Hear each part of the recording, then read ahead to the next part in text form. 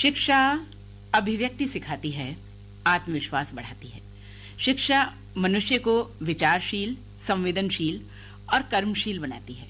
शिक्षा ज्ञान विज्ञान का संरक्षण और संवर्धन करती है।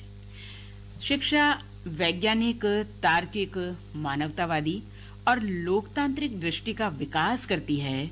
जीवन को सत्यम, शिवम, सुंदरम की साधना बनाती है और मनुष्य के भीतर सोई शक्तियों और देवत्व को जगाती है। ऐसी अद्भुत शिक्षा के जगत में जिन्होंने अपनी प्रतिभा का प्रकाश फैलाया, अपने विज्ञान और तकनीकी ज्ञान का लोहा मनवाया, जिन्होंने शिक्षा जगत में स्नेही, सहयोगी, कुशल प्रशासक और प्रेरक व प्रभावी शिक्षक के रूप में प्रतिष्ठा पाई, पहचान बनाई, ऐसे विशिष्ट व्यक्तित्व के धनी डॉक्टर संजय भार्गव, भौतिकविद, पूर्व प्राचार्य, राजकीय जानकी देवी बजाज कन्या महाविद्यालय कोटा के जीवन के रंग आज हम जानेंगे चंबल चैनल के संग। तो बहुत बहुत स्वागत है डॉक्टर साहब आपका। नमस्कार। बहुत बहुत धन्यवाद आपका। तो श्रोताओं, मैं हूँ आपके साथ किरण, और कार्यक्रम के आरंभ में जो हमने भूमिका बनाई है, बस इसी के इर्द गिर्द रहेगा हमारा सारा कार्यक्रम आज का। तो मैंने लगाया है आपके नाम के साथ, आपके परिचय के साथ, पूर्व प्राचार्य, राजकीय जानकी देवी बजाज कन्या महाविद्यालय कोटा। ये पूर्व प्राचार्य, कैसी बीत रही है अब जिंदगी, लाइफ, जीवन? पूर्व प्राचार्य ने कहा है तो अब जीवन काफी सुचारू है, काफी बढ़िया से है, और एक मौका दे रहा है कि जिन कार्यों को सेवा में रहते नहीं कर पाए थे, उनमें अब अपना योगदान कर पा रहे हैं। तो काफी अच्छा लगता है। एक उम्र होती है और एक समय होता है कि हमें जगह को छोड़ना पड़ता है। 60 साल हमारे हो जाते हैं, लेकिन आपका काम तो अभी भी वहाँ बोल रहा है। उस काम की तो हम चर्चा करेंगे, लेकिन अभी इतनी जल्दी नहीं, क्योंकि हमने तो ये छलांग मार दी आपसे बात करने में। आपका जो प्रभाव है वो आज भी बच्चों में देखा जाता है, आपके जो सहकर्मी हैं उनके बीच देखा जाता है। आपके नाम को बहुत आदर के साथ और बहुत ही आनंद के साथ याद किया जाता है। तो ये जो बचपन के जो साथी हैं वो भी याद करते हैं कि अरे संजय हुआ करता था हमारे साथ कभी। जो मेरे बचपन के साथी हैं, क्योंकि जो मेरी शिक्षा है वो कोटा में ही हुई है, अतः जो मेरे बचपन के साथी हैं उनके साथ हमारा अभी भी निरंतर संपर्क है। और कहीं ना कहीं पर आप ये मान के चलिए कि महीने 2 महीने में एक गेट टुगेदर के माध्यम से मिलना आवश्यक तौर पे हो ही जाता है। तो स्कूल बताएं, कहाँ से किया, फिर कॉलेज? आरंभिक शिक्षा जो हुई थी वो कोटा के Saint Paul Senior Secondary School से हुई थी, और उसके बाद जो सीनियर क्लासेस हैं उसके लिए मैंने केंद्रीय विद्यालय में प्रवेश लेकर 12वीं पूरी की थी। तो आरंभिक शिक्षा पूरी की पूरी कोटा, सेंट पॉल और केंद्रीय विद्यालय में मेरी संपन्न हुई है। जिस समय हम पढ़ते थे तो उस समय की बहुत मधुर स्मृतियां हमारे मन में हैं। कहीं ना कहीं पर उस स्कूल के बारे में जब जैसा हम पढ़ते थे और जैसा हम सीखे हैं और उसके कारण आज जहाँ हैं वहां तक पहुंच पाए हैं, तो कहीं ना कहीं पर उस स्कूल के बारे में हम बहुत कृतज्ञता से देखते हैं, सोचते हैं। और आज के बच्चों को भी कभी कभी वो स्कूल के लिए बोलते हैं तो उनको समझाते हैं कि नहीं, वहां पर पढ़ने के बाद हम सब उच्च पदों पर पहुंचे हैं। आप भी अगर श्रद्धा पूर्वक पढ़ेंगे तो आप भी उससे बहुत लाभ ले पाएंगे। कोई स्कूल के टीचर्स याद हैं? उस समय के जो स्कूल टीचर्स हैं उनमें अभी भी मेरा निरंतर संपर्क कुछ टीचर्स से है। सुरेंद्र शर्मा थे, वो हमें बायो पढ़ाते थे। गणेश तारे सर हैं जिन्होंने मुझे भौतिक विज्ञान पढ़ाया है। और उसके बाद में ब्रिजवल्लभ शर्मा हैं जो वर्तमान में सेंट्रल स्कूल के इंचार्ज हैं। तो कहीं ना कहीं पर उन शिक्षकों का एक प्रभाव और उनसे निरंतर मेरा जुड़ाव बना रहा है। गणेश तारे सर का तो हमने भी यहाँ पर साक्षात्कार किया हुआ है। जो हम जानते हैं आपके बारे में वो हमें मालूम है कि आप कैसे स्टूडेंट रहे होंगे, फिर भी आप याद करें थोड़ा सा, कहाँ से आपको याद है स्कूल? नहीं, स्कूल तो लगभग आप मान के चलें कि आरंभिक स्तर से मेरे को थोड़ा थोड़ा सा याद है, सब क्लासेस पर सीनियर सेकेंडरी से काफी चीजें ठीक से याद है। सीनियर से ये जिन टीचर्स का मैंने नाम लिया वो भी मेरे अंतिम कक्षाओं में मुझे पढ़ाने वाले रहे हैं। मैं ये तो नहीं कहूंगा कि बहुत मेधावी छात्र के रूप में रहा हूं, पर फिर भी एक पढ़ने वाले छात्र के रूप में ही एक आरंभिक पहचान भी थी। और मेरे साथ वाले कहते ही थे कि वो भले ही पीछे की बेंच में बैठते हो, मैं हमेशा आगे की भी रहता था। अच्छा। तो आपके साथी हैं वो भी कहीं ना कहीं किसी न किसी पोस्ट पर, पद पर अपने बिल्कुल सेटल हैं? हाँ, बहुत बढ़िया से मेरे साथ वाले सभी अपना अपना सेटल हैं और जीवन यापन अच्छी तरह से कर रहे हैं।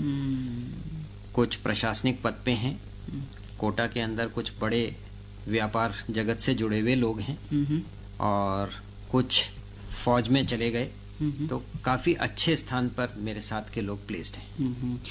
कुछ विशेष कारण था कि साइंस फैकल्टी ही लेनी थी आपको? नहीं, परिवार में जब विषय चुनने का कोई प्रश्न आया था तो अधिकतर लोगों का मत भी था, क्योंकि आरंभ में जिस समय हमारे पास सब्जेक्ट आए होंगे उस समय परिवार का एक मत रहता था कि बच्चों को ये सब्जेक्ट चुनने चाहिए। तो उस रूप में क्योंकि मेरे फादर भी बीएससी या साइंस के स्टूडेंट रहे हैं तो उनका भी एक मन था कि मुझे साइंस में रहना चाहिए। तो वहां से मुझे साइंस में अपना कैरियर पढ़ने का एक मौका या आगे बढ़ने का मौका मिला। अच्छा, बचपन तो चाहे कैसा भी हो, चाहे बहुत ही समृद्ध हो, सुख संपन्नता की दृष्टि से, आर्थिक दृष्टि से, तो भी बच्चा खुश है। लेकिन अगर थोड़ी विपन्नता है या कहें कि उसकी फरमाइश पूरी नहीं हो रही है तो भी वो खुश है, क्योंकि उसकी फरमाइश ही क्या होनी है, कुछ मुझे खिलौना दिला दो या मेरी पसंद का कुछ खाना खिला दो, 2 कपड़े दिला दो ज़्यादा, तो बच्चा तो हर हाल में खुश रहता है। उसकी आवश्यकताएं सीमित है ना। आपका बचपन कैसा था? समृद्ध बिल्कुल एकदम, या कोई संघर्षपूर्ण? कुछ याद करते हैं अपने बचपन में?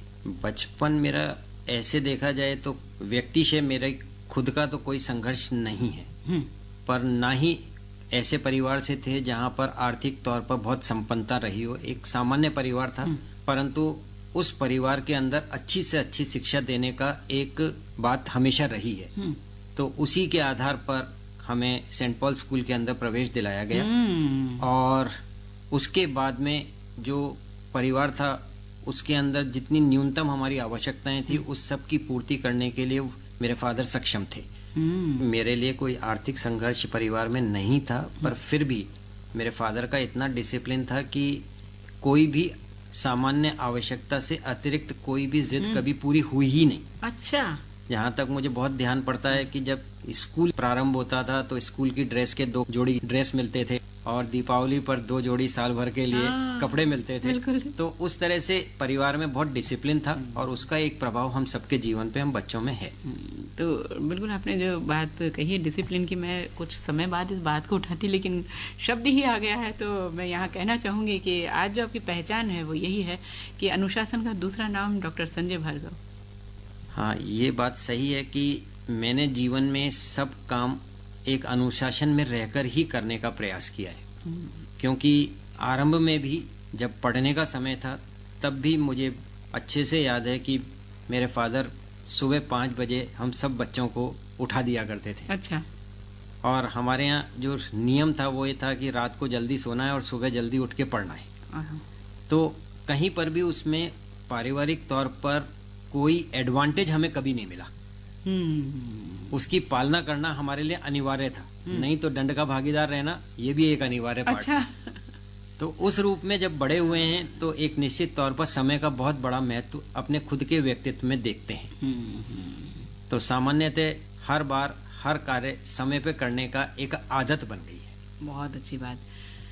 अच्छा, कुछ मतलब अपना ही होता है ना, बच्चा कहीं ले जाए उन्हें अपनी स्मृति में तो वो कुछ याद करने लगता है, अरे मेरा वो पहला खिलौना, वो मेरी साइकिल, या वो मेरा स्कूल, या वो मेरा झगड़ा, या मेरा खाना, या वो मेरी जिद। कुछ एकदम बचपन में जाकर के झांकते हैं तो कुछ याद पड़ता है कि भाई कौन सी बातें जो आज भी आप अपने बच्चों को सुनाएं कि पता है तुम्हारे ये तो ऐसा है, हमें तो ऐसा है। हालांकि मैं शुरू से पढ़ने में ठीक ही था, परंतु मेरे फादर का एक रोल है कि वो मुझे हमेशा स्वावलंबी बनते हुए देखना चाहते थे। जब मैं बीएससी में था तब बैंक के अंदर एक सुविधा थी कि 90 दिन के लिए वो काम करने दिया करते थे जो 12वीं पास होते थे। तो उस 90 दिन में सबसे पहले मैंने काम किया। अच्छा। और सबसे पहले मेरे मन में विचार आया जो पहली तनख्वाह मिली, कि उस समय एक ट्रांजिस्टर खरीदा। और उस ट्रांजिस्टर में सुनने के लिए बीबीसी न्यूज सुनने का मुझे बहुत शौक हुआ करता था उस वक्त। तो उस ट्रांजिस्टर को केवल इसलिए कि आराम से मैं अपनी न्यूज समय पर सुन पाऊं। अच्छा। तो वो मेरी उस समय सोच ही इतनी थी कि पहली तनख्वाह के अंदर क्या किया जाए, एक ट्रांजिस्टर खरीदा जाए और उस ट्रांजिस्टर से अपने लिए न्यूज सुन पाऊं। तो उस सोच के साथ बड़े हुए हैं। हाँ, आप चाहते तो अपने पिताजी से ले सकते थे, पर लगा कि शायद मुझे अपने ले सकते थे, ये भाव तो हमेशा ही रहता था अच्छा। कि पेरेंट्स को दिलाना चाहिए। पर पेरेंट्स के रूप में मेरे फादर का हमेशा ये था कि खुद करके खुद के लिए कुछ ना कुछ अर्जित करो। तो उस भाव से उन्होंने हमें ट्रेन किया है और उसी कारण से आज शायद हम बहुत सारे काम स्वयं कर पाते हैं। कोटा के ही रहने वाले हैं आप? जी, जन्म से कोटा ही हूँ। जन्म से भी और कर्म से भी? हाँ जी। जन्मस्थली कर्मस्थली आपकी कोटा ही है। कोटा ही इतना जो आपका समय है, 60-61 साल का जो समय है, उम्र है आपकी, तो इसमें एक लंबा समय आपका कोटा ही रहा है, पढ़ने के लिए भी और पढ़ाने के लिए भी, काम के लिए भी। हाँ, तो लगभग पूरी पढ़ाई मेरी कोटा हुई है और लगभग जो सर्विस का काल है उसमें भी 95% से ज्यादा मैं कोटा में ही नौकरी किया हूँ। बताएं थोड़ा सा। आरंभ में अगर देखें तो मैंने सन 1985 में राजकीय महाविद्यालय कोटा से एमएससी फिजिक्स पास की थी। उसके बाद 1985 में एमएससी करने के बाद ही उसी वर्ष मैं राजकीय सेवा के अंदर आ गया था। 28 सितंबर 1985 को मैंने राजकीय महाविद्यालय सवाई माधोपुर में अपनी पहली ज्वाइनिंग कर ली थी और 7 जुलाई 1986 से लगातार जिस महाविद्यालय में पढ़ा था उसी में भौतिक शास्त्र के व्याख्याता के रूप में मैंने ज्वाइन कर लिया था साल भर बाद। एक क्लास जो जूनियर रहे होंगे, एमएससी फाइनल और प्रीवियस वालों, ये नहीं लगा कि पढ़ रहे थे साथ हमारे सीनियर हैं तो ये कोई वैसे घूमने आए होंगे? सबसे बड़ी मुश्किल उस समय आई थी कि जो मेरे साथ फाइनल ईयर में पढ़ते थे और उनके एक साल का थोड़ा सा बैक का इशू आ गया था, तो वो मेरी उस क्लास में ही मौजूद थे। वो सबसे मुश्किल समय था पढ़ाने का। तो क्या कहते यार संजय? हाँ, वो एक साल काफी मुश्किल का रहा जिसके अंदर जो मेरे साथ पढ़ रहे थे एमएससी के अंदर और अगर वो मेरे साथ ही पढ़ाने में भी हों तो कहीं ना कहीं एक शिक्षक के रूप में थोड़ी सी मुश्किल मेरे लिए भी थी, पर हम सब ने मिलकर एक सामंजस्य बना लिया था। फिर क्या हुआ, संजय भैया रहे आप या सर संजय हो गए? हम सब ने मिलकर एक तय किया कि कॉलेज में संजय सर रहेंगे और कॉलेज की 4 दीवारी के बाद जो हमारा आरंभ में रिश्ता था वो ही बना रहेगा। तो ये इतनी जल्दी क्या थी आने की, क्योंकि इतना कम समय, बहुत ज्यादा हम एग्जाम्स देते हैं उसके बाद नौकरी में आते हैं, अब तो टाइम ही नहीं लिया कोई। मैं थोड़ा सा आपको ये बात बताऊं कि शायद मैं 12 नौकरी ऑलरेडी छोड़ चुका था। ये तो अभी पता लग रहा है मुझे। और वो बीएससी के अंदर केवल कई लोग ऐसे होते थे कि वो कह रहे थे कि आप बैंक की नौकरी के लिए हम भर रहे हैं, तो मैं भी भर दिया करता था। लॉजिक का पेपर होता था, जीके का पेपर होता था, मैथ्स का पेपर होता था और तीनों शायद मेरे को बहुत सुविधाजनक लगते थे, तो मैं किसी भी पेपर के अंदर लगातार पास होता गया। इंटरव्यू देने के बाद हर बार रिजल्ट के अंदर लोग मुझे बता देते थे कि तुम भी पास हो गए हो। हालांकि मेरा कोई मन नहीं था उन नौकरियों को करने का। फिर उसके बाद में मैंने 2 बार पीओ का एग्जाम भी पास किया। अच्छा। और एक दिन एक जगह नौकरी करने भी गया था। पोस्टिंग मेरे को कोटा के पास में ही मिली थी, बोराबास में। पर वहाँ मुझे कुछ ऐसा लगा कि शायद बैंकिंग सेवा के अंदर मैं उपयुक्त नहीं रहूंगा, तो मैं सेकंड डे से वापस नहीं गया। अच्छा, तब तक हाथ में नौकरी दूसरी थी नहीं? तब तो मैंने एमएससी पूरी ही नहीं की थी। मैं एमएससी के साथ करते करते ही ये नौकरी छोड़ चुका था। ग्रेजुएशन और पोस्ट ग्रेजुएशन के बीच का हिस्सा है। तो ये डर नहीं रहा कि मैं ये छोड़ रहा हूँ, दूसरी मिलेगी नहीं? या पूरा विश्वास था कि मिलेगी ना, क्यों नहीं मिलेगी? अगर आप मुझसे व्यक्ति से पूछ रहे हैं तो मुझे और मेरे परिवार को कभी लगा ही नहीं कि नौकरियों की कोई कमी है, क्योंकि साधारण रूप से मिलती रही और साधारण रूप से छुड़ते रहे। अच्छा, जैसे एक क्लास से आगे दूसरी क्लास में बढ़ते हैं, उसी तरह से आपके लिए नौकरियां बिल्कुल। आपसे बात करके इतना अच्छा लग रहा है। कुछ राज तो अभी बातों बातों में खुल रहे हैं, क्योंकि हमने अभी माइक पर आने से थोड़ी देर पहले जो बात की उसमें भी बहुत ज्यादा आपको नहीं जान पाई, लेकिन जो बच्चों से जानते हैं, जो आपके साथियों से जानते हैं, जिन्होंने आपके साथ काम किया है, या जो शहर में आपकी एक छवि है, वो भी एक बड़ी अच्छी छवि है। डॉक्टर संजय भार्गव, फिजिक्स के लेक्चरर, प्रोफेसर, हमारे प्रिंसिपल, तो ये काम ही है इंसान का जो बोलता है। तो चलिए काम के बारे में और बहुत सी बातें करेंगे, लेकिन मन तो नहीं हो रहा है कि बीच में ब्रेक दें, क्योंकि बात इतनी अच्छी चल रही है। लेकिन फिर भी एक थोड़ी सी झलक सुनवाते हैं कि कुछ आपको जो पसंद हो गीत। पूरब और पश्चिम फिल्म का एक गीत है प्रीत जहाँ की रीत सदा, बहुत पसंद है। भारत का रहने वाला हूँ। भारत की बात सुनाता हूँ। है प्रीत जहाँ की रीत सदा, मैं गीत वहाँ के गाता हूँ। भारत का रहने वाला हूँ, भारत की बात सुनाता हूँ। है प्रीत जहाँ की रीत सदा।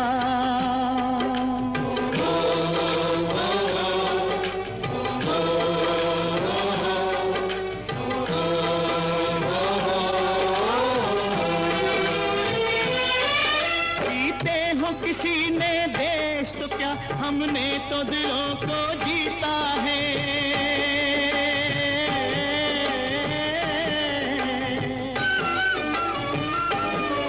जहाँ राम अभी तक है नर में, नारी में अभी तक सीता है।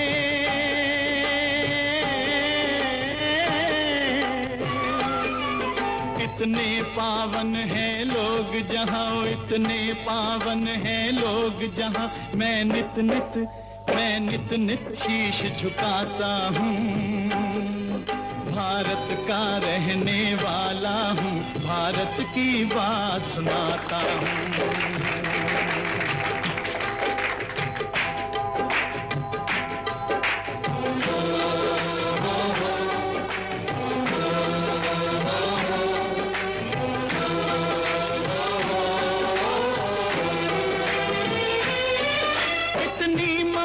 नदियों को भी जहाँ माता कह के बुलाते हैं।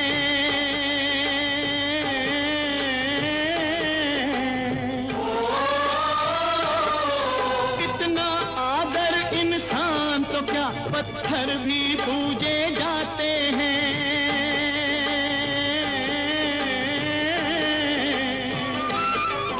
उस धरती पे मैंने जन्म लिया, उस धरती पे मैंने जन्म लिया। ये सोच के मैं इतराता हूँ।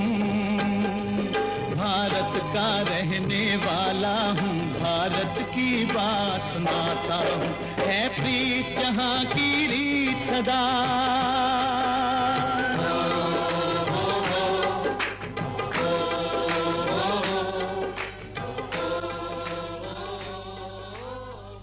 है प्रीत जहाँ की रीत सदा, मैं गीत वहाँ के गाता हूँ। भारत का रहने वाला हूँ, भारत की बात सुनाता हूँ।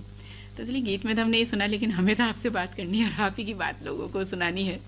फिर बढ़ते हैं एक बार आगे और हम अपने सुनने वालों को एक बार फिर बताएं कि आज के हमारे मेहमान हैं भौतिकविद और पूर्व प्राचार्य राजकीय जानकी देवी बजाज कन्या महाविद्यालय कोटा डॉक्टर संजय भार्गव।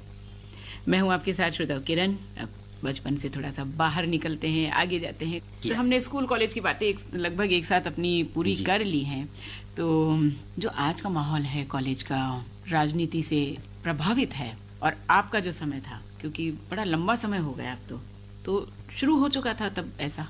कॉलेज में जब पढ़ते थे तब उस समय ऐसा था कि हम आपस में अगर सहपाठी बात करते थे तो ये सोचते थे कि गलती से एक पीरियड फ्री आ जाए तो एक चाय पियाएं। लगातार कक्षाएं होती थी। हम सब बच्चों के मन में एक विश्वास था कि हमारे को जो सिलेबस मिला है वो पूरा का पूरा महाविद्यालय के अंदर हमारे शिक्षकों के द्वारा पूर्ण कर दिया जाता था। मेरे को याद नहीं कि हम में से कोई बहुत ज्यादा ट्यूशन या कहीं पर जाने के लिए कभी गया हो। तो उस समय ऐसी कोई विशेष परिपाटी नहीं थी। महाविद्यालय में पढ़ते थे। महाविद्यालय के शिक्षक आवश्यकता होने पर हमारी समस्त जो कठिनाइयां होती थी, समस्याएं होती थी, जिन सवालों को हम नहीं कर पाते थे, उन सब को दूर करने में हमारी व्यक्तिशः मदद भी किया करते थे। तो वो एक दौर था जब शिक्षक और विद्यार्थी के बीच में एक बड़ा अच्छा संबंध हुआ करता था, जिसमें विद्यार्थियों को टीचर बच्चों की तरह प्रेम करते हुए और उनको आगे बढ़ाने में उनका खुद का एक बड़ा महत्वपूर्ण योगदान होता था। अच्छा, उसी कॉलेज में पढ़ते थे, पूरे 5 साल आपने वहाँ कॉलेज में पढ़ाई की और 7 जुलाई 1986 आपने एज ए लेक्चरर आपने ज्वाइन किया।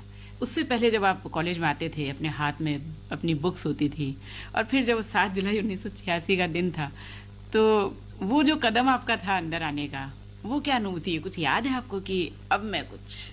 हाँ? जिस समय राजकीय महाविद्यालय कोटा में मैं ज्वाइन करने आया था, तो मैं अपने टीचर्स का आशीर्वाद लेकर ही ज्वाइन करने जा रहा था और उन्होंने यही कहा था कि बहुत सौभाग्यशाली हो कि जिस महाविद्यालय में पढ़ते हैं वहां पर तुम्हें पढ़ाने का मौका मिलेगा और उस महाविद्यालय के उत्थान में अब अपना योगदान दे पाओगे। बहुत अच्छी बात। तो इसी भाव के साथ मैंने ज्वाइन किया था कि जरूरत पड़ने पर मैं महाविद्यालय के अंदर बेहतर से बेहतर शिक्षा दे पाऊं और दूसरा कि आवश्यकता पड़ने पर जब भी मेरा सामर्थ्य रहेगा महाविद्यालय के लिए जो भी जिस रूप में कर पाए वो मुझे आवश्यक रूप से करना है।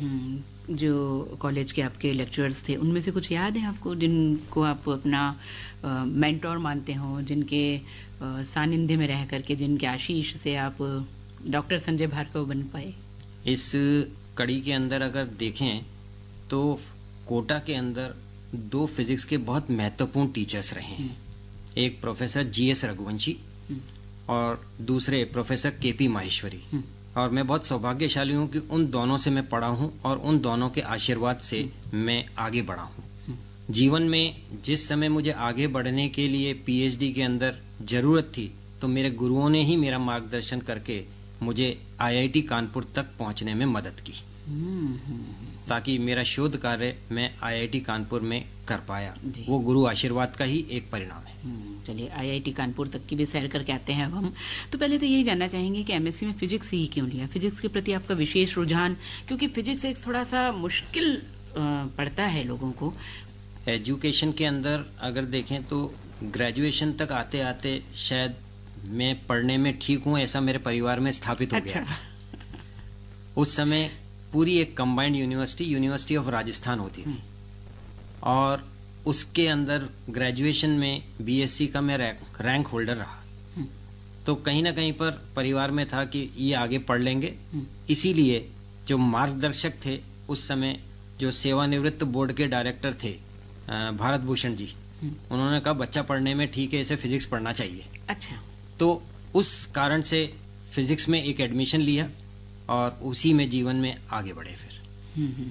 फिर आईआईटी कानपुर गए। हाँ, अपने पीएचडी के लिए। हमेशा मेरे को एक बात मन में थी कि जो भी काम करना अच्छी जगह से करना। तो नाम है कानपुर का। तो शोध कार्य करने के लिए जब स्थान की तलाश हुई तो चूंकि मेरे गुरु जो हैं प्रोफेसर जीएस रघुवंशी वो भी आईआईटी कानपुर से हैं, तो उन्होंने कहा नहीं वहीं से करेंगे और उन्हीं के कारण मैं उस जगह तक पहुंच पाया। फिर वहां पर रहकर मैंने अपना शोध कार्य centre for laser technology physics department में संपन्न किया। टेक्नोलॉजी की तरफ आपका एक विशेष रुझान है और ये बात कहते हुए मैं यहाँ पर इस बात का उल्लेख करूंगी कि 1990 में शायद आप गए हैं। 1992 में। तो वो जो समय था उस समय कंप्यूटर का बहुत ज्यादा बोलबाला नहीं था, आया था और लोगों के बीच में स्थापित हो रहा था, लेकिन वो वक्त जब था तभी आपने अपनी थीसिस पर जो है सारा कुछ कंप्यूटर पर खुद ही काम कर लिया। एक्चुअल में मैं हमेशा से इस बात का पक्षधर हूँ कि जो टेक्नोलॉजी है उसमें हमेशा टीचर के रूप में मुझे अपडेटेड रहना चाहिए। जिस समय मैं पीएचडी करने आईआईटी कानपुर पहुंचा था तो वहां की जो लाइब्रेरी थी वो पूरी की पूरी डिजिटलाइज थी। अच्छा।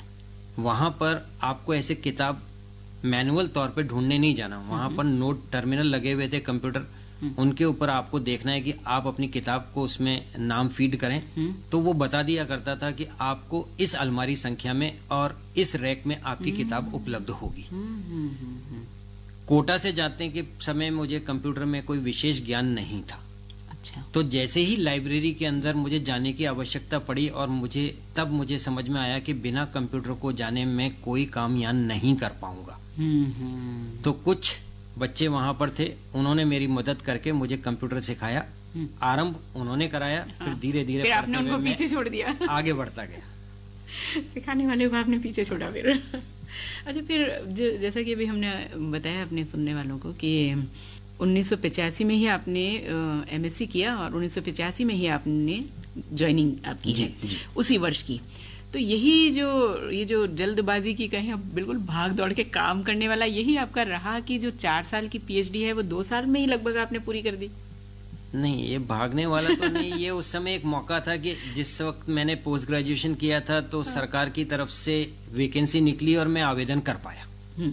हमेशा ऐसा नहीं होता पर ये उस समय एक मौका मिला था कि उसी से वक्त मैंने पोस्ट ग्रेजुएशन किया और उसी वक्त सरकार की तरफ से वैकेंसी निकली, मैं अप्लाई कर पाया और मेरा सिलेक्शन हुआ। लेकिन हम कहते हैं ना कि जब हम किसी चीज को बहुत ही मन से चाहते हैं तो और बहुत सारी परिस्थितियां हैं वो उसे पूरा करती है, तो ये तो वो एक रहा कि उसी साल वैकेंसी निकल गई और आपका हो गया। लेकिन पीएचडी करने के लिए तो आपके पास पर्याप्त समय था, उसको इतनी जल्दी निपटाने की क्या थी? नहीं, पीएचडी क्योंकि 1985 में सर्विस ज्वाइन कर ली थी और पीएचडी करने का निर्णय लगभग 1992 में हो पाया। मैंने कानपुर सरकार से छुट्टी लेकर और कानपुर ज्वाइन किया था, तो वो 1992 था।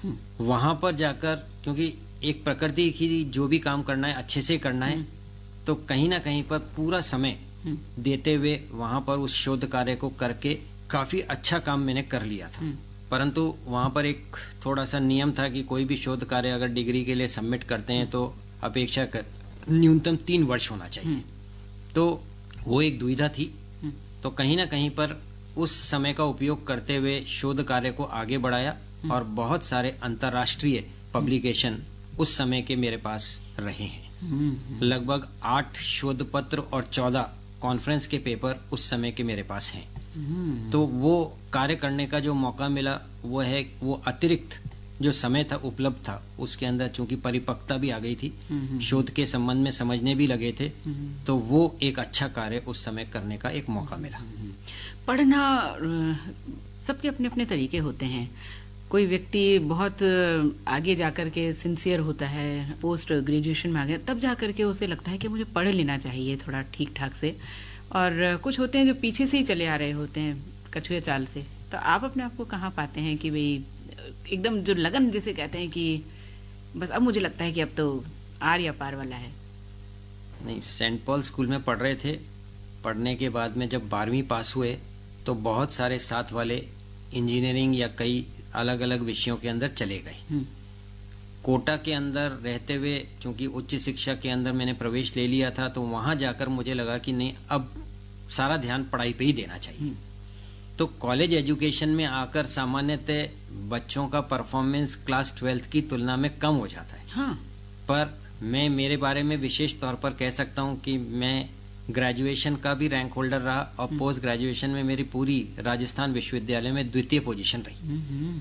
तो वो वहां पर आकर एकदम से ऐसा लगा कि नहीं, पढ़ना ज्यादा ठीक है। तो कॉलेज में जाने के बाद ही थोड़ा सा पढ़ाई के लिए मैं ज्यादा प्रतिबद्ध रहा।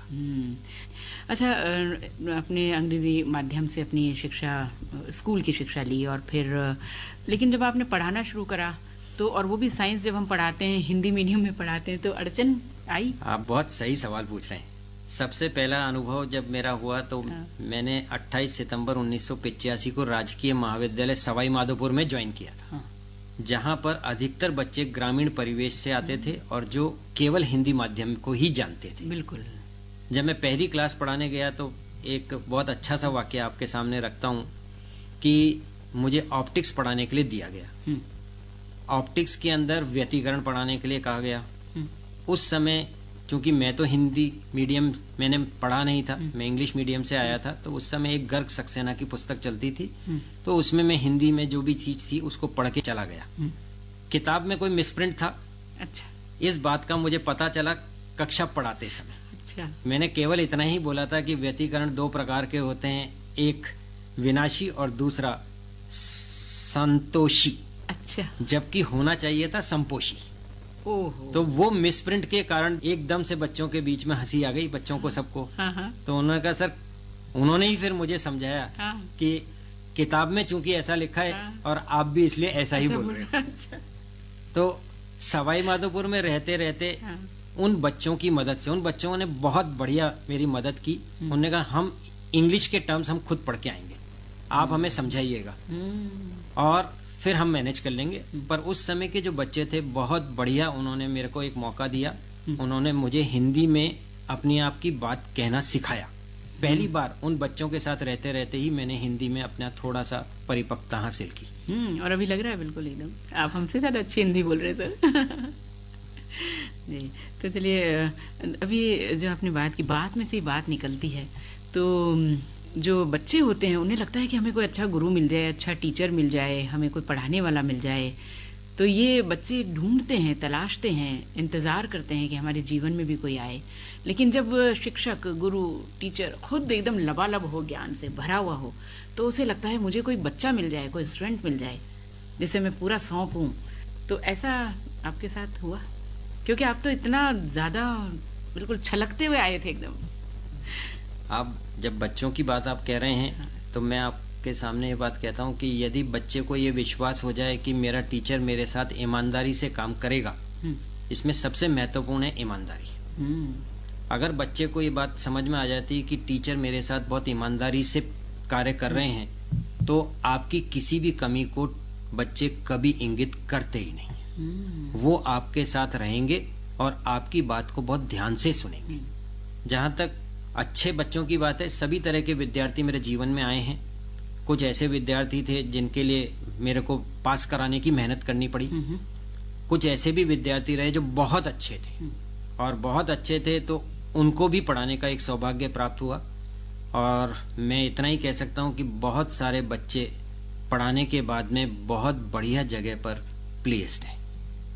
कोटा कॉलेज के अंदर भौतिक शास्त्र विभाग की अपनी एक पहचान थी, जहां पर कोटा का सबसे बेहतर बच्चा पढ़ने के लिए आता था, क्योंकि परसेंटेज के हिसाब से एडमिशन होते थे। जिनकी सबसे ज्यादा परसेंटेज बीएससी मैथ्स में होती थी, उनको उन सीटों पर प्रवेश मिलता था। प्रवेश की सीमा थी, बच्चे बहुत बढ़िया मिलते थे पढ़ाने को। यही इस विषय में रहने का मुझे आनंद रहा कि अंतिम टाइम तक जितने बच्चे मिले सब बढ़िया मिले, जिनको केवल पढ़ना ही था। आरंभ में तो पता नहीं था कि ऐसा ही होगा, पर ये जीवन में काम करते करते ये बात समझ में आई कि इस सब्जेक्ट के अंदर जो बच्चे आते हैं बहुत बढ़िया, अगर आप उनको पढ़ाएंगे तो वो आपके साथ हमेशा रहेंगे। बहुत सम्मान से एक गुरु के रूप में उन्होंने मुझे रखा है। जो बात घर वालों की नहीं मानी जाती है वो अपने गुरु की मान ली जाती है। ऐसे अवसर भी आते हैं। बहुत ऐसे अवसर आए मेरे जीवन के अंदर। कई बच्चों के लिए मुझे स्टैंड लेना पड़ा परिवार के अगेंस्ट। एक बच्चा था जो एमएससी में पढ़ता था, उसको किसी तरह गाइड करके एमटेक के अंदर हमने आईआईटी दिल्ली में प्रवेश दिलाया। परिवार की आर्थिक स्थिति खराब थी, इसमें कोई बात नहीं है, और पिता चाहते थे कि एमएससी करने के बाद बच्चा परिवार के अंदर अपना योगदान करे। कोटा एक शिक्षा नगरी थी जहां पर कोचिंग की व्यवस्था थी, तो एमएससी फिजिक्स करने के बाद कोचिंग के अंदर पढ़ाने का बच्चों को मौका मिल जाता था, कॉपी चेक करने का मौका मिल जाता था, और उससे उनको आर्थिक लाभ भी हुआ करता था। तब एक स्टैंड लेना पड़ा कि ये बच्चा इतना अच्छा है कि आप इसे कोचिंग में ना डालें। और अब अंतिम जो परिणाम छोटा सा आपके सामने रख देता हूं कि वो बच्चा आज इतना आर्थिक रूप से संपन्न है कि अपने परिवार के लिए उसने तलमंडी में 3 मंजिला मकान खड़ा करके कर दिया है। बाद में उन्होंने मुझे बोला कि वो बहुत खुश हैं कि मैंने उनके बच्चे को उसकी हैसियत देखते हुए पिता की मर्जी के अगेंस्ट गाइड किया। तो कहीं ना कहीं पर बच्चे इस रूप में आपको बहुत जानते हैं। बिल्कुल बिल्कुल। तो चलिए आपको भी हम और जानेंगे। कुछ वापस एक बार संगीत की तरफ चलते हैं। कुछ पसंद का कोई गीत, नगमा? एक राजी फिल्म का गीत था, ए वतन, तो वो भी मुझे काफी पसंद है। तो चलिए सुनते हैं यही गीत आपके साथ। ए वतन वतन मेरे आबाद रहे तू, ए वतन वतन मेरे आबाद रहे तू, मैं जहाँ रहूँ जहाँ में याद रहे तू, मैं जहाँ रहूँ जहाँ में याद रहे तू, ए वतन मेरे वतन, ए वतन मेरे वतन।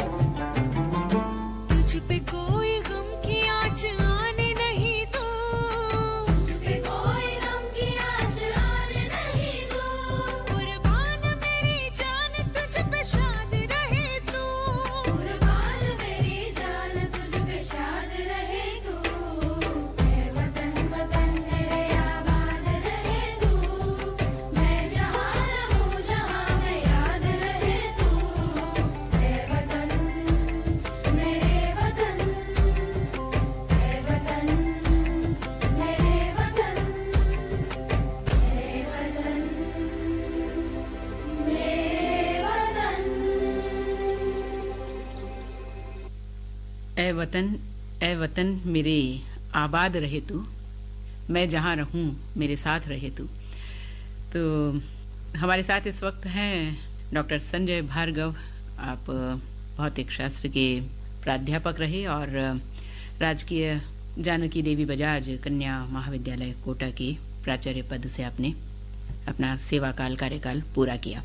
बहुत अच्छी बातें चल रही हैं भार्गव सर आपके साथ, और कहते हैं कि इंसान को ना कहना भी आना चाहिए, हर वक्त हाँ नहीं बोलना चाहिए। लेकिन हम जानते हैं आपको कि ना शब्द आपकी डिक्शनरी में नहीं है।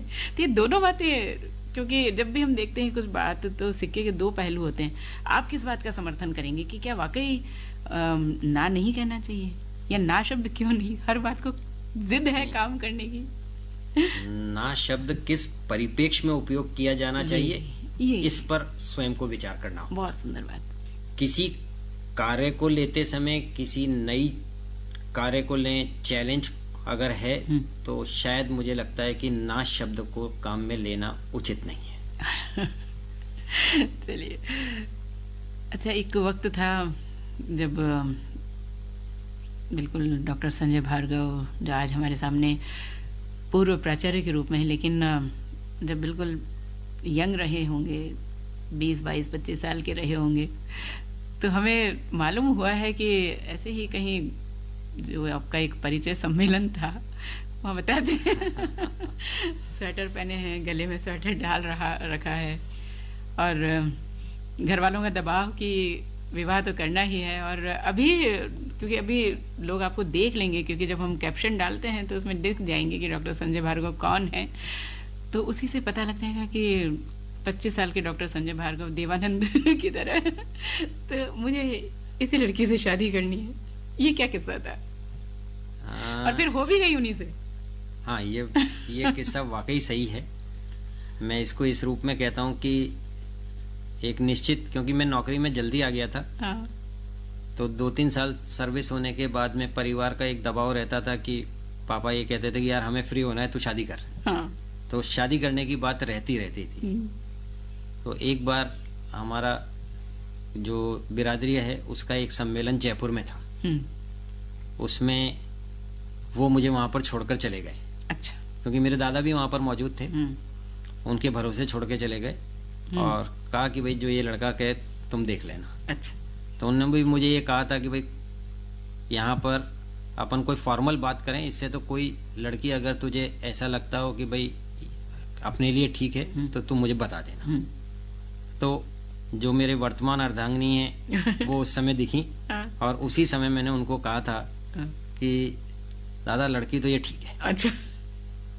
तो उनका पहला वक्तव्य, तेरी शादी इससे ही करा के छोड़ूंगा। फिर जैसे ही थोड़ा सा परिचय खुला तो मेरे फादर और उमंग के फादर कभी महाराजा कॉलेज में साथ ही पढ़े थे। अच्छा, उमंग नाम है? हाँ, उमंग नाम है उनका। तो फाइनली जब दोनों पेरेंट्स पहले से ही एक दूसरे को जानते थे तो कहीं भी विवाह के अंदर किसी भी प्रकार का, क्योंकि पहले शायद परिवार को देख के शादी होती थी। बिल्कुल। तो कहीं ना कहीं पर दोनों परिवार चूंकि एक दूसरे से पहले से ही परिचित थे। अच्छा। तो दोनों पिताओं के पास जब ये आया कि ये मेरे फादर के पास आया कि अच्छा उनकी लड़की है और वहां कहा कि अच्छा उनका लड़का है, तो बिना कुछ देरी के संबंध बहुत आसानी से तय हो गया। ना तो यहाँ भी नहीं हुई। हाँ, ना यहाँ भी नहीं हुई, ये बात बिल्कुल सही है। और बहुत सुविधा से, मतलब बिल्कुल ऐसा इनफॉर्मली हुआ कि कुछ पता ही नहीं चला। एक सेंटेंस बोला और दूसरे सेंटेंस में हुआ और 10 दिन 12 दिन बाद फिक्स हो गया। तो काफी जल्दी वो काम हुआ।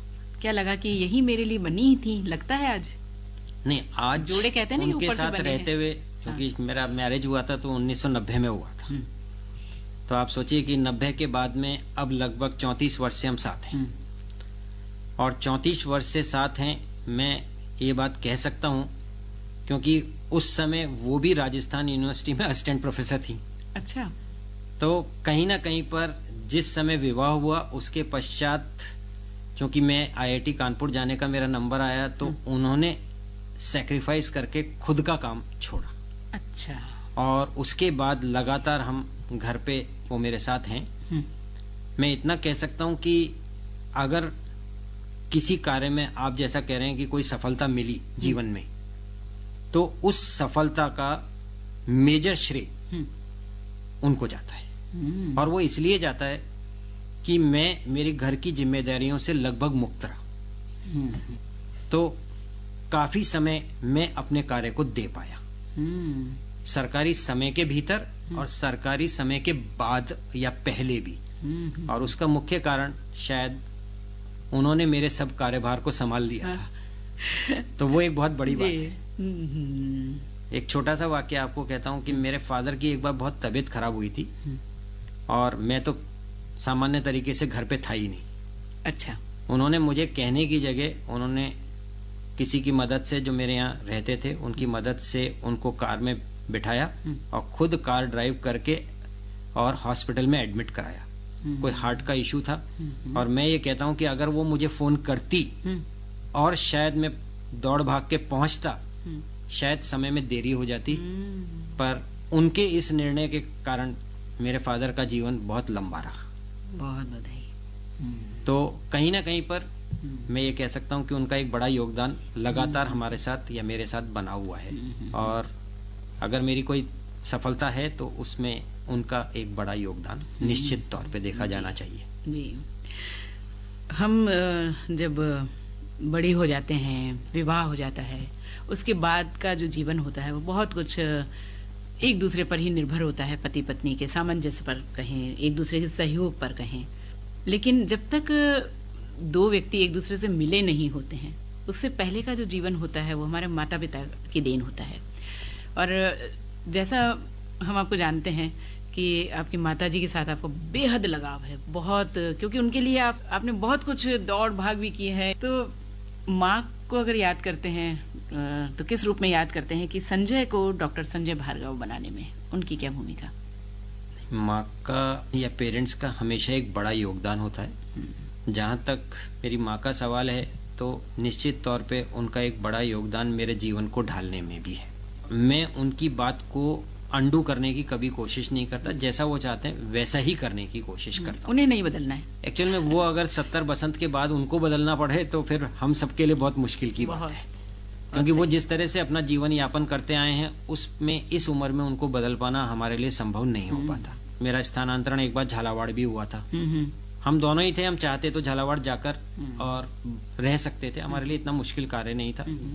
मैंने एक बार मेरी मदर को बात की तो उन्होंने कहा कि तेरे पिता मुझे इस घर में लाए थे और मैं यहीं रहूंगी, मैं यहाँ से कहीं नहीं जाऊंगी। तो उसके बाद फिर मुझे पहली बार लगा कि नहीं, उनका भी अपना एक भाव है, उनका भी अपना एक सोच है और उसको हम सबको मिलकर ऑनर करना चाहिए। तो इसीलिए मैं ही दौड़ भाग कर लूं। हाँ, मैं ही कर लूं जो भी करनी है। बिल्कुल बिल्कुल। अभी 86 की हैं आपकी माताजी जी। तो क्या महसूस करते हैं कि अब हो गए आप उनके लिए डॉक्टर संजय भार्गव, या अभी भी संजय ही हैं? नहीं, मैं तो उनके लिए संजय भी नहीं बन पाया हूँ। अच्छा। जिस नाम से वो मुझे संबोधन करती हैं मैं उसी नाम से खुश हूँ उनके साथ। अच्छा, में क्या? तो वो सामान्यतः घर में मुझे वो मुन्नू के नाम से बुलाती हैं। हाँ। और मेरे को कभी उनके मुंह से शायद मैंने संजय सुना ही नहीं। हाँ। तो संजय सुनना मेरे लिए भी बहुत अचंभे की बात होगी। हाँ, अगर वो कहते हैं तो। बिल्कुल बिल्कुल। तो वो जो पारिवारिक रूप से मुझे जिस नाम से पुकारती थी बचपन से, उसी नाम से आज भी पुकारती हैं। बेटियों के प्रति भी आपका बड़ा लगाव है? हम दोनों की भी एक बेटी है और मैं उस परिवार से आता हूँ जहाँ पर बेटी और बेटे में कभी मैंने तो कोई विभेद का शब्द सुना ही नहीं। जिस वक्त मेरी बेटी पैदा हुई थी उस समय पार्टी मेरे फादर ने दी थी। अच्छा। हमारे परिवार में हमने कभी नहीं सुना कि बेटी बेहतर है या बेटा बेहतर है। और अगर मैं अपने और भी बचपन की बात करूं तो मेरे फादर मेरी बहन से कोई काम नहीं कराते। अच्छा। हमसे कराते थे। अच्छा। उनका एक मत होता था कि ये दूसरे घर जाएगी ना, वहाँ करना ही है। हाँ। तो यहाँ इसे आराम से रखो। तो बेटियों के प्रति जो भाव या लगाव है थोड़ा बहुत नींव बहुत आरंभ से है। और उसके बाद में मेरी भी एक ही बेटी है। मैं इतना ही कह सकता हूँ कि बेटियों के रहने से परिवार में रौनक बहुत रहती है। बहुत काम किए हैं आपने कॉलेज में भी, और तो उस पर हम आना चाहेंगे। एक तो आपने जो लाइब्रेरी को पूरा डिजिटलीकरण उसका किया है वो है, और कुछ एक और जो काम आप ही बताएं कि क्या दिया आपने? नहीं, ये तो मैं नहीं कह सकता कि मैंने जीवन में किसी को कुछ दिया, पर निश्चित तौर पे जिस पद पे रहते हैं उस पद में रहते हुए जब आप सामर्थ्यवान होते हैं तो कोई ना कोई कार्य संस्था हित में आपको आवश्यक तौर पे करना चाहिए। सबसे पहले अगर मैं सोचूं तो गवर्नमेंट कॉलेज कोटा के अंदर परीक्षा बहुत बड़ा कार्य होता था। तब कंबाइंड कॉलेज होते थे। आप ये मान के चले 30-30 हजार बच्चे एक सत्र के अंदर उस कॉलेज में परीक्षा दिया करते थे। उनकी व्यवस्था जमाना वो एक बहुत बड़ा चैलेंज होता था। तो वीक्षक लगाना, ये सब करना काम एक बहुत मुश्किल होता था। 475 वीक्षक तक लगाने पड़ते थे। तो कहीं ना कहीं पे उसका एक डिजिटलाइजेशन किया, जिसके अंदर वीक्षक की ड्यूटी को लगाने का कार्य कंप्यूटर के माध्यम से करने पर बहुत सुचारू रूप से हुआ। बहुत ही आप ये कह सकते हैं कि ट्रांसपेरेंट रूप से हुआ। तो वो एक कार्य ऐसा था जिसको सब लोगों ने उस समय सराहा। ये तो तब था जब मैं दूसरे प्राचार्यों के अंडर में काम करता था। फिर एक समय ऐसा भी आया जहाँ पर खुद को दायित्व मिलने प्रारंभ हुए। सबसे पहला दायित्व थोड़ा बहुत मिला था तो कार्यकारी प्राचार्य मुझे राजकीय कन्या महाविद्यालय झालावाड़ में रहने का मौका मिला। वहां पर भी उस समय रूसा का एक बड़ा कार्य चल रहा था और रूसा के उस कार्य को अच्छे तरह से संपन्न कराया और बच्चियों के लिए काफी अच्छी सुविधाएं जनरेट की वहां पर। मैं इतना भी कह सकता हूं कि जिस प्रकार का साफ पानी पीने की व्यवस्था उस कॉलेज में है, मेरे ख्याल से किसी भी और अन्यत्र कॉलेज में नहीं होगी। बहुत शानदार कमर्शियल फिल्टर प्लांट लगे हुए हैं, क्योंकि वहां पर पानी के पीने की एक अपनी समस्या थी। दूसरा आप देखें तो जनरेटर व्यवस्था उस कॉलेज के अंदर बहुत बढ़िया है। अच्छा। जो कोटा के शायद मुझे ध्यान नहीं कि किसी कॉलेज में रही हो। हाँ। तो कुछ कार्य ऐसे जो लंबे समय तक एक शिक्षण संस्थान में आवश्यक रूप से होने चाहिए, उन कार्यों को करने का एक कोशिश प्रारंभ हुआ। उसके बाद में जब कोटा पहुंचे तो कोटा में सबसे पहला दायित्व सहायक निदेशक कॉलेज शिक्षा राजस्थान वो मिला। तो कॉलेज शिक्षा के सहायक निदेशक के रूप में रहते हुए कोटा परिक्षेत्र में आने वाले सभी महाविद्यालयों के बीच आयुक्तालय के साथ सामंजस्य बिठाकर कुछ कार्यों को संपन्न किया। उसके बाद में राजकीय कला महाविद्यालय कोटा के प्राचार्य के रूप में कार्य किया। 3 ऑफिस एक ही कैंपस में चलते हैं, राजकीय महाविद्यालय कोटा, राजकीय कला महाविद्यालय कोटा और सहायक निदेशक। जिस कैंपस में पढ़कर आप बड़े होते हैं, उस कैंपस में ही रहते हुए अगर आप प्रशासक के तौर पर हैं, तो मेरा हमेशा से ये मानना था कि आपको उस कैंपस के लिए कुछ अच्छा करना चाहिए, कुछ डेवलपमेंटल काम करना चाहिए। बिल्कुल। सौभाग्य से मुझे कुछ मौके भी अच्छे मिले। मैं जब पढ़ता था, बहुत लंबे समय तक नौकरी करता था, तो कहीं ना कहीं पर एक बात देखता था कि जो फर्नीचर है वो बहुत दुर्दशा हो जाती है। तो हमने एक बहुत बड़ा काम जन सहयोग से किया, क्योंकि मैं राजकीय महाविद्यालय कोटा की पूर्व छात्र परिषद का सचिव भी था उस समय। तो पूर्व छात्रों ने मेरी मदद की आर्थिक तौर पर, और उससे हमने वहां के जो फर्नीचर हैं, लगभग 2-2.25 हजार टेबल कुर्सियों का रंग रोगन कराकर, उनकी रिपेयर कराकर उनको उस रूप में लेकर आ गए कि आज बच्चे उस पर साफ सुथरे उस पर बैठ सकते हैं। पूर्व छात्र परिषद के माध्यम से चूंकि हमने ये कार्य किया था, तो उनमें हमने यही तय किया कि अपन अधिक से अधिक लोगों को टच करेंगे। हमारा ये मान था कि हम समाज के इस कॉलेज से पढ़े हुए पुराने लोगों को इसी कॉलेज से दोबारा जोड़ पाए। तो उस मंतव्य से हमने ये कार्य प्रारंभ किया था, और मैं आपको बताता हूँ कि लोगों ने दिल खोल के दिया, क्योंकि उस समय गवर्नमेंट कॉलेज कोटा का नेक हो रहा था। तो उनको नेक के लिए जो आवश्यकता थी रंग रोगन की, वो भी हमने हमारे माध्यम से ही कराई, जबकि मैं कला महाविद्यालय कोटा का प्राचार्य। पर उस कैंपस के प्रति मेरा एक बहुत बड़ा भाव है। बिल्कुल। इसी दौरान उसका एक ऐतिहासिक हॉल है, और उस ऐतिहासिक हॉल की भी मरम्मत उस समय जो यूडीएच मंत्री हैं श्रीमान शांति धारीवाल जी, उनसे कहकर और उन्हीं के द्वारा जो आर्थिक आवश्यकता थी उसकी पूर्ति की गई। बहुत बढ़िया रूप में आज उस हॉल को देखा जा सकता है। तो उस बिल्डिंग का पुनरुद्धार, उस कॉलेज से जुड़े हुए 2 हॉस्टल्स हैं, एक जुबली हॉस्टल है और एक रघुनाथ हॉस्टल है। बहुत समय से बच्चे ये बात कहते थे कि साहब ना तो रंग है, ना रोगन है, फर्श टूटा हुआ है, अखबार में भी आता ही था। पर उसका भी जीर्णोद्धार यूडीएच मंत्री साहब के माध्यम से करवाया गया। तो एक शिक्षक के रूप में जब आप महाविद्यालय के प्रति अपना भाव रखते हैं, तो आपको उस भाव को रखने वाले अन्य लोग भी मिल जाएंगे। हमें भी उनको यही कहना पड़ा कि आप भी इसी कॉलेज से पढ़े हो। बिल्कुल। तो जब वो इस कॉलेज से पढ़े और मांगने वाले भी इसी कॉलेज के हैं, तो कोई ना कोई काम सुविधा पूर्वक हो गया। हाँ, क्योंकि ये जो शब्द थे कि आप भी इसी कॉलेज से पढ़े हो, ये किसी को कहना ही, उन्हें पुरानी स्मृतियों में ले जाना, और फिर वो जो भी दे दें वही ठीक है। बहुत बढ़िया। आप कोटा में उस कॉलेज के बाहर से आप जाते हैं ना, तो एक बार जो भी जाता है एक क्षण के लिए रुक कर ही जाता है। बाहर से कॉलेज इतना हाँ, सुंदर लगने बहुत लगा बढ़िया है। तो वो डेवलपमेंट या इस बिल्डिंग का जीर्णोद्धार एक लंबे समय तक इस महाविद्यालय के हित में रहेगा। फिर यही आपने जेडीबी कॉलेज जो हमारा जानकी देवी बजाज, यहाँ भी आपने वही रंग रोगन वाला फर्नीचर ठीक करना कराना। जेडीबी कॉलेज के अंदर ऐसे मेरा जो कार्यकाल है वो अपेक्षाकृत छोटा छोटा था, रहा। लगभग 13-14 महीने में यहाँ पर लेकिन रहा अभी हूँ। आपने कहा ना कि राशि भले ही छोटी हो लेकिन काम बड़ा होना चाहिए, तो यही कार्यकाल छोटा तो लेकिन यहाँ काम पर बड़ा भी क्या है कि कॉलेज की ग्रेडिंग नेक संस्था के द्वारा होनी चाहिए थी। यही बात उस समय मंत्री महोदय के सामने लाई गई और उस रूप में अगर देखा जाए तो अंदर की सड़कों का पुनर्निर्माण हुआ, सब सीसी रोड बने। इसके बाद में मुख्य द्वार का सौंदर्यकरण जो बाहर से देखा जा सकता है। बिल्कुल। तो कई ऐसे कार्य वहां पर भी संपन्न हुए। मेरा तो केवल ये मानना है कि जो दे सकता है, सामर्थ्यवान है, उनसे लगातार मांगते रहना चाहिए। हमारे को मांगने में कोई पीछे नहीं रहना चाहिए, क्योंकि कौन देगा ये पता नहीं है। पर हम मांगेंगे ही नहीं तो कोई देगा ही नहीं। उनको बताना पड़ता है जो सामर्थ्यवान लोग हैं कि साहब ये काम यहाँ पर हो सकते हैं, इनकी नितांत आवश्यकता है। क्योंकि मैं जिस दिन जेडीबी ज्वाइन करने गया था, बड़ा अजीबोगरीब दृश्य था। अंदर कम से कम भी नहीं तो 10 से 12 इंच कैंपस में पानी भरा हुआ था, बहुत बरसात थी। मेरे को खुद को नहीं समझ में आ रहा था कि मुझे कहाँ जाना है। अच्छा। कॉलेज के बाहर भी पानी भरा हुआ था, तो उस पानी के निस्तारण का सबसे बड़ा मुद्दा हमने उनके सामने रखा। तो कैंपस के अंदर नालों का निर्माण हुआ और इस वर्ष जो 2023 की बरसात है उसमें मैंने नहीं देखा कि वहाँ कहीं पानी भरा हो। तो एक बहुत बड़ा काम और बहुत समय से लंबित कार्य वो भी एक पूरा हुआ। बातें इतनी सारी है डॉक्टर साहब, लेकिन समय हमारे पास कम पड़ रहा है। अभी जैसा हमने शुरू में भी पूछा था आपसे कि कैसा जीवन चल रहा है अपना सेवानिवृत्ति के बाद का, तो पढ़ने लिखने से आपका अभी तक भी बहुत गहरा नाता है। और कहते हैं कि शिक्षा जो है वो मानव जीवन के हर पहलू पर सकारात्मक प्रभाव डालती है, वो मनुष्य के जीवन का मार्ग भी प्रशस्त करती है। और जो शिक्षा सिर्फ ये नहीं है कि हम पढ़ लिए और नौकरी लग गई और फिर अपने बच्चों को पढ़ाने लग गए, अपनी आर्थिक स्थिति ठीक कर ली, ये नहीं है। बल्कि जब शिक्षित व्यक्ति समाज की समस्याओं को आगे बढ़ करके समझने लगे, उन्हें सुलझाने लगे, तब जाकर के शिक्षा का उद्देश्य पूरा होता है। तो कुछ आप कहें इसके बारे में।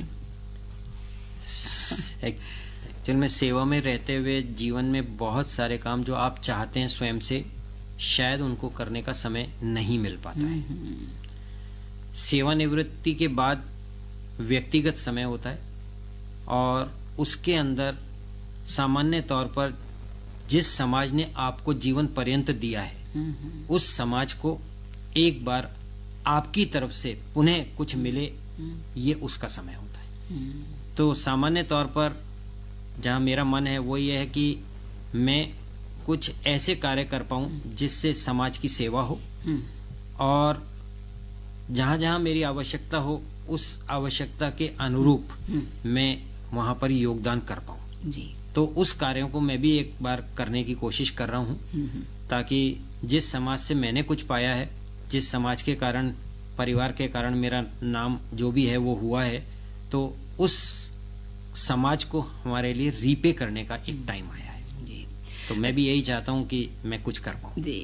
24 घंटे होते हैं, जैसे हमने कहा ना कि समय कम पड़ गया, लेकिन फिर भी हमने बहुत सी बातों को समेटने की कोशिश की है। कहते हैं कि 24 घंटे का समय है और ये मुझे कम पड़ जाता है। छोटी सी बात पूछना चाहेंगे बहुत ही संक्षिप्त में कि 24 घंटे कम है, हमारा टाइम मैनेजमेंट खराब है।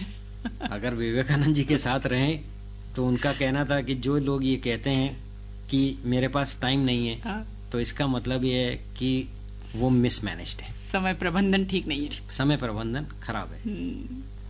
तो कहीं ना कहीं पर आपको जो काम में मिलते हैं उसमें आपको तय करना पड़ता है कि आपकी प्रायोरिटी किन के लिए है। जी जी। और उन प्रायोरिटी के अनुसार उन कामों को कर पाएं, उसके लिए हमेशा समय उपलब्ध रहता है, उनमें कभी कमी नहीं पड़ती। जी जी जी। मन मार के कोई काम करना नहीं है। तो इसलिए अगर आप प्रायोरिटी के आधार पर करेंगे, अपनी पसंद के काम करेंगे, तो आपको कभी भी कोई समय की कमी पड़ेगी ही नहीं। कुछ छोटा सा अनुभव यहाँ आने का कैसा लगा करके? आकाशवाणी आकाशवाणी में आने का ये मेरा पहला अनुभव है। अच्छा, इतने नजदीक रहते हुए? हाँ, एक ही रोड है। आकाशवाणी का ऑफिस मेरे घर और मेरे कर्मस्थल के बीच में है और मैं रोज इस लंबे समय के अंदर इस आकाशवाणी ऑफिस के बाहर से निकला हूँ, पर शायद समय आज यही तय था। समय यही तय था और यहाँ आकर बहुत अच्छा लगा बातचीत कर कहीं ना कहीं पर आपने मेरे बारे में जो व्यक्तिशय सवाल पूछे जिनका मैं कुछ उत्तर दे पाया, तो समाज में कहीं ना कहीं अपनी बात सभी के बीच में रखने का आपने जो मौका प्रदान किया है उसके लिए मैं बहुत बहुत आभारी हूँ, बहुत बहुत धन्यवाद करता हूँ। ये मैं भी अपना सौभाग्य समझती हूँ कि जहाँ आपने वर्षों में नहीं आ पाए, ये आकाशवाणी की ही हमारी कमी रही होगी शायद कि हम आपको आमंत्रित नहीं कर पाए, लेकिन मैं सौभाग्यशाली हूँ कि आपसे बातचीत करने का मुझे अवसर मिला। तो डॉक्टर संजय भार्गव से बात करते हुए मैं खुद आनंदित हूँ और एक संतोष अनुभव हो रहा है मुझे। हम वहाँ तक नहीं पहुँच पाए हैं जहाँ पर आज आप हैं, लेकिन फिर भी इस छोटे से समय में हमने जो कुछ भी आपसे बात की उसका हमारे सुनने वालों ने ज़रूर लाभ उठाया होगा। तो यही कहेंगे कि शिक्षा, साधना, संघर्ष, ज्ञान, उपलब्धियाँ, कठिनाइयाँ, कर्तव्य निष्ठा, अनुशासन, कुशलता, इन सभी पर बातचीत करते हुए आपके जीवन के रंग हमने आज के इस कार्यक्रम में प्रकट किए हैं और हम उम्मीद करते हैं कि डॉक्टर संजय भार्गव के जीवन के रंगों से हम प्रेरणा पाएंगे। हमारे सुनने वाले बहुत आनंदित होंगे और आनंद लेते हुए अपना जीवन रंग रसमय बनाएंगे। इसी उम्मीद के साथ डॉक्टर संजय भार्गव के साथ मैं किरण अब आप सभी सुनने वालों से अनुमति चाहूंगी। फिर मिलेंगे अगले कार्यक्रम में, तब तक के लिए नमस्कार। बहुत बहुत धन्यवाद।